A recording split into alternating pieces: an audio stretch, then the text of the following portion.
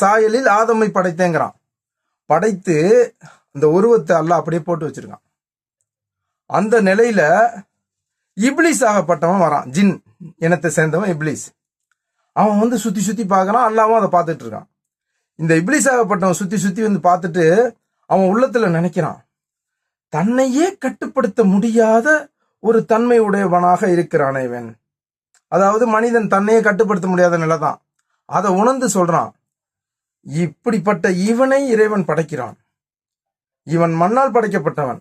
அவன் உள்ளத்துல நினைக்கிறான், நாம நெருப்பினால் படைக்கப்பட்ட. ஜின் வந்து அல்லாஹ் நெருப்பால படைச்சிருக்கான், மனிதர்களை மண்ணால படைச்சிருக்கான். ஆனா மண்ணால படைச்ச நம்ம உடல் பார்க்க மண்ணு மாதிரியா இருக்கு. செதையும் எலும்பும் ரத்தமும் அதுக்குள்ள நரம்புகளும் வைத்து அல்லாஹ் படைச்சிருக்கிறான். ஆனா மண்ணுனால படைச்சு உயிர் கொடுத்த பிறகுதான் இந்த தோற்றத்தை அல்லாஹ் கொடுக்குறான். ஆனா மண்ணால் படைச்ச உடலை மண்ணுக்கு போனோம்னா மண்ணு தின்றுது, மண்ணோட மண்ணா ஆயிடுறோம். அப்போ மண்ணாலதான் படைக்கப்பட்டிருக்கோம், அதனாலதான் மண்ணோட மண்ணா போயிடுறோம். எரிச்சு சாம்பல் ஆனாலும் அது மண்ணோட மண்ணா தான் போகுது. மிருகங்கள் தின்னு அது வயிற்றுக்குள்ள நம்ம போனாலும் அது கழிவாக வெளியே வந்து அது மண்ணா தான் போகுது. அந்த மிருகமும் செத்து தான் போகுது, மண்ணோட மண்ணா தான் எல்லாமே போகுது. இப்போ நம்ம எல்லாம் விளங்கிக்கிறோம், மண்ணுனாலதான் நம்ம படைக்கப்பட்டோங்கிறது இது ஒரு நிரூபணம் ஆகுது. அப்படி படைச்சி அவனுடைய உள்ளத்துல என்ன தோணுதுன்னா, நான் நெருப்பினால் படைக்கப்பட்டவன், நான் அவனை விட சக்தி வாய்ந்தவன் அப்படிங்கிற ஒரு கர்வமோ ஒரு பெருமையை அடிக்கக்கூடிய விஷயத்தை அல்லாஹ் பார்க்கறான். அதை அவன்கிட்ட வெளிப்படுத்துவதற்காகவே ஆதம் அலைஹிஸ்ஸலாத்தை படைக்கும் போது அங்கே இருக்கக்கூடிய மலக்குகள் ஜின்கள் எல்லாரையும் அழைத்து, ஆதமுக்கு நான் உயிர் கொடுக்க போகிறேன், நாம் படைத்த மனிதனுக்கு உயிர் கொடுக்க போகிறேன், அவருக்காக எல்லோரும் சஜிதா செய்யுங்கள், அந்த நான் படைக்கக்கூடிய இந்த மனிதனுக்கு நீங்கள் அனைவரும் தலை வணங்குங்கள் என்று சொல்லும் போது அனைவரும் பணிந்தார்கள் என்று அல்லாஹ் குர்ஆன்ல சொல்றான். அப்படி பணிந்தவுடன் இப்லீஸை தவிர அனைவரும் பணிந்தார்கள்.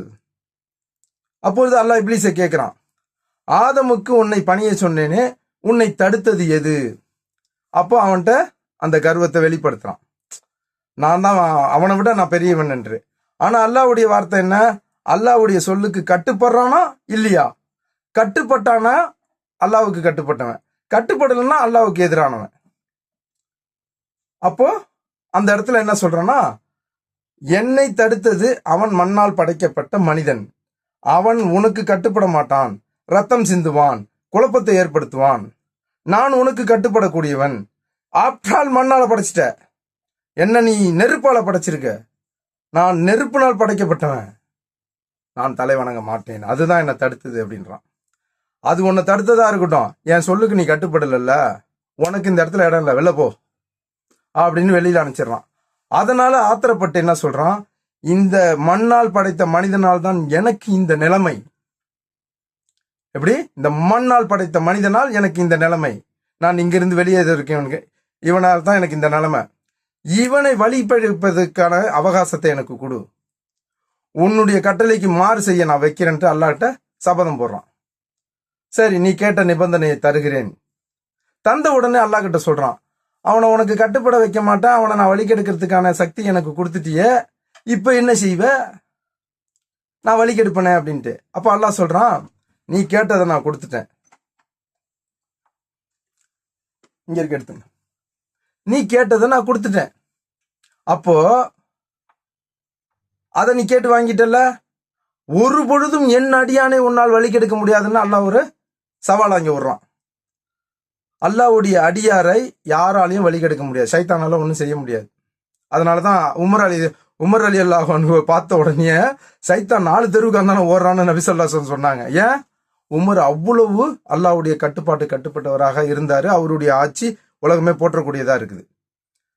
இப்ராஹிம் அலைஹிஸ்ஸலாத்தை வழிகெடுக்க போனா, அவர் பிள்ளையை பலி கொடுக்க போகும்போது, ஈசா அலைஹிஸ்ஸலாத்தை போய் அவரை வந்து உனக்கு பொண்ணை தரேன், பொருளை தரேன், இந்த உலகத்தையும் உனக்கு அடிமையாக்குறேன், என் சொல்படி கேளுன்னு கேட்டான். ஆனா அவங்கெல்லாம் நபிமார்கள், அவனால வழிகெடுக்க முடியல. ஆதம் ரொம்ப ஈஸியா வழிகெடுத்தான். எப்படி வழிகெடுத்தான் தெரியுமா? இப்போ இந்த மேட்டருக்கு வரேன். இப்போ மனிதனை படைத்த மேட்டருக்கு வந்தாச்சு. இப்ப இந்த சகோதரர் கேட்ட கேள்விக்கு வரேன். என்ன கேள்வி கேட்டாரு? வலா எலும்பிலேருந்து படைச்சங்கிறான். ஆதமை படைச்சிட்டான் அல்லாஹ். இந்த சைத்தானுடைய மேட்டர் முடிஞ்சு அதுக்கப்புறம் அல்லாஹ் தஆலா ஆதமுக்கு உயிர் கொடுக்குறான். அந்த உயிர் கொடுக்கறது எங்க கொடுக்குறான்னா, அல்லாஹ்வுடைய ரூஹை தான் எடுத்து, உயிர் என்ற ஒரு படைப்பு, அல்லாஹ் தன் சாயலில் ஆதமை படைக்கிறான். அது ரூஹு என்ற ஒரு உயிரை ஆதமின் தலையில் அல்லாஹ் செலுத்துகிறான், ரூஹை ஊதுகிறான். அல்லாஹ்வுடைய ரூஹ், அதாவது உயிர் என்ற ஒரு படைப்பு, அந்த ரூஹை ஆதமுடைய தலையில் செலுத்தியவுடன் அது உடம்பெல்லாம் பரவியவுடன் அவர் உயிர்த்தெழுந்தார். உயிர்த்தெழுந்தவுடன் தும்பியவுடன் அல்ஹம்துலில்லாஹ் என்று சொன்னார். உடனே அல்லாஹ் பதில் சொல்கிறான், யா ரஹ்மக்கல்லா, அல்லாஹ்வாகிய நான் உனக்கு ரஹமத் செய்கிறேன். அதனால தும்பின உடனே அல்ஹம்துலில்லாஹ் என்று சொன்ன உடனே அதை கேட்டவர்கள் ரஹமக்கமுல்லா என்று சொல்கிறோம். அல்லாஹ்வுடைய ரஹமத்து உனக்கு உண்டாகட்டும், அகதிக்குமுல்லா லக்கும் பாலக்கும், உனக்கும் உண்டாகட்டும் நாம திருப்பி பதில் சொல்றோம். இதுதான் ஆதமுக்கு உயிர் கொடுத்த உடனே அல்லாஹ்வை புகழ்ந்தார். அதற்கு அல்லாஹ் பதில் அளித்தான். பிறகு நாம பதில் அளிக்கிறோம். தும்புன நபர், காதில் வாங்கியவர் பதில் சொன்னவுடன் நாம பதிலுக்கு யா ரஹ்மக்குமுல்லா அப்படின்னு சொன்ன உடனே எஹதிக்குமுல்லா லக்கும் பாலக்கும் அப்படிங்கிற வார்த்தையை சொல்றோம். இப்ப சலாம் சொன்னா இப்படி பதில் சொல்றோம் அந்த மாதிரி. பிறகு அவர் எழுந்து சுத்தியும் முத்தியும் பார்க்கிறாரு. ஜோடி ஜோடியாக ஜின்கள் நிற்பதெல்லாம் பார்க்கிறாரு. எல்லாம் ஜோடி ஜோடியா இருக்கிறாங்க. அல்லாஹ் ஒரு ஜோடியை தான் படைக்கிறான், தனிச்சு யாரையும் படைக்கல. ஆதமை தனியாக படைத்தவுடன் அவர் தனியாக இருப்பதை பார்த்து சிறிது நேரம் அங்கே உறங்கு அப்படிங்கிறான். அவர் தூங்கும்போது அல்லாஹ் ஒரு ஆபரேஷனை பண்றாங்க. என்னன்னா, வலா எலும்பை எடுக்கிறான். வளைந்த வலா எலும்பு, அவருடைய வலா எலும்புல இருந்து ஒரு எலும்பு அல்லாஹ் எடுத்து, நமக்கு தான் கத்தி வேணும் எடுக்கிறதுக்கு, அல்லாஹ்வுக்கு சொன்னால் போதும், ஆகு என்று சொன்னால் உருவாயிடும். அல்லாஹ் சொல்றான், அந்த வலா எலும்பை எடுத்து நாம் ஆதமுடைய துணைவி ஹவ்வாவை படைத்தோம். அவரு தூங்கும்போது அல்லாஹ் இப்ப நபி ஸல்லல்லாஹு அலைஹி வஸல்லத்துக்கு நெஞ்சு பிளக்கப்பட்டு அவருடைய கல்பை வெளியே எடுத்து, அவருடைய ஹார்ட்டை வெளியே எடுத்து